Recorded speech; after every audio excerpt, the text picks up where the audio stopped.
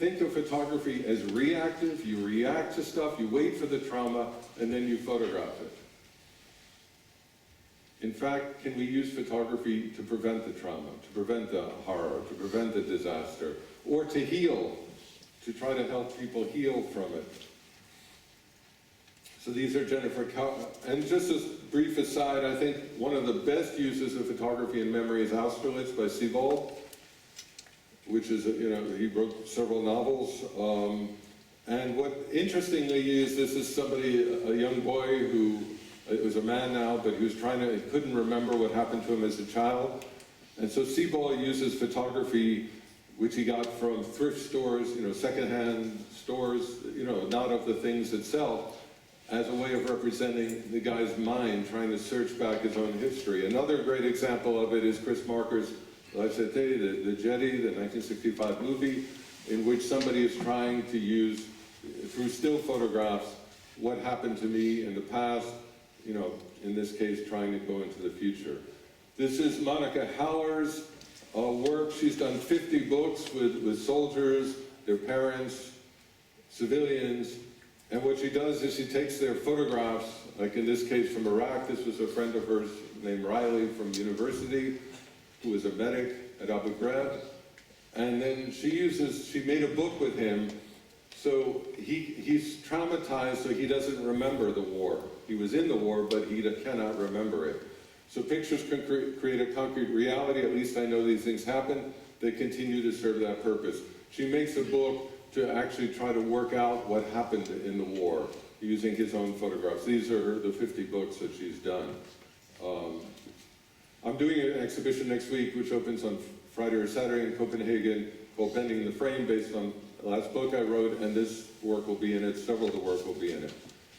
So John Berger asked the question, how could the London Times newspaper publish this photograph by Don McCullough of the Vietnam War and still support the war editorially? How could you photograph such tragedy and horror and publish it and still support the war? And his response was, you should make photographs for the people inside, not as if looking from the outside. That means it's no longer a spectacle. It's not the people from the outside looking in, it's from the people, make it as if for a family album. So this is an example. Facebook, in Afghanistan, there are several photographers using iPhones, made a Facebook page, and all the families got to see what their children, their brothers and sisters were doing. So it was made for the families, for a family album, showing what was going on. They were invited by the US military to do it. They closed it down early. Why? Because the families were upset. Why does my children have to wear brown socks? Why can't they wear white socks? They're more comfortable. It just created too much tension and problem. But the idea here is don't make the photographs for the world, make them for the families of the soldiers who are fighting. That's another strategy. We did the same thing at Pixel Press by Brian Palmer, Witnessing the War. We got so many emails from family members saying, thank you, thank you, thank you for showing my child or my brother or whoever. We were so worried about them. And in this case, we're also showing that the Iraqi translator beat the US soldier in chess.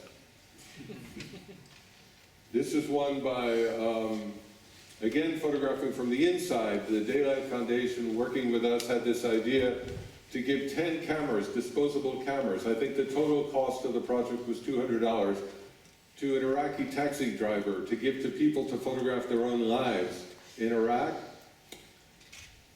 and show what was happening. This is their friend going to university. This is going to the dentist. To me, this is the most important photograph from the Iraq War for me, personally, because all the pictures you see of the Iraq War are people crazy and they bomb each other all the time. They're not like us, but they go to the dentist. They are like us. We try to make them the other, but they're not the other. They're us. We're the same. CNN, we did an exhibition. They gave this about 5, 6, 7 minutes worldwide, a project that cost us $200 that they couldn't do because professionals couldn't get into the communities. It was too dangerous. They might not speak Arabic, and it probably cost $200. And we did it at the same time as the Republican convention where George Bush was running for president nearby to say, you know, as a protest, as a resistance in that sense. This is a project we did for the United Nations called Chasing the Dream, the Millennium Development Goals. This was a refugee camp in Uganda. The pictures are from various parts of the world. They're all made by children, teenagers. And the idea being that when an outside photographer does it, we ask the children, what do you like, what don't you like? The answer here was, I like my next door neighbor, he's a nice guy. And it's very different than seeing poverty from the outside. You know, this is, I like my brother very much, but he's a little too protective of my sisters. Kind of thing. This is Susan Meiseles' work, framing history, reframing history. She photographed the Sandinista Revolution in Nicaragua, and what she did was she had the idea to bring back her own photographs several decades later so that the young people could see the own revolution in the places where it happened. So she put the photographs in the places where she made the photographs in 1979 and 80 so that they can see their own history in the same physical place, kind of thing. This is a fantastic project online, Question Bridge. It's African-American men talking to each other and asking each other questions. It's a 3-year project, and what they did was they took iPads, and a guy would ask another guy, you know, do you have trouble eating fried chicken in front of white people? And they talk to each other like that. It's 4 hours if you sit in front. It's brilliant.